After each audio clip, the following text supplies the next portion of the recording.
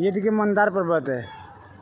मंदार पर्वत, इसी पर्वत को लेके मंदार समुद्र मंथन हुए थे। देखिए एक बगल देव हैं, एक बगल दानव हैं। একদিকে দত্তরা, হ্যাঁ দৈত্য, আর একদিকে দেব রয়েছে, আর মাঝে লালা লালা সমুদ্র মন্থন করছে। হ্যাঁ,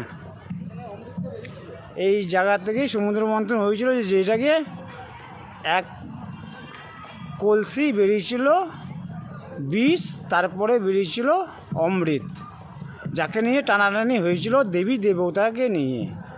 এই দেখতে তো পাচ্ছেন দেবতারা এক সাইডে টানছে বাসুকীনাথকে, আর একদিকে এই দৈত্য, হ্যাঁ দানব, রাক্ষস দানব যাকে বলা যায়।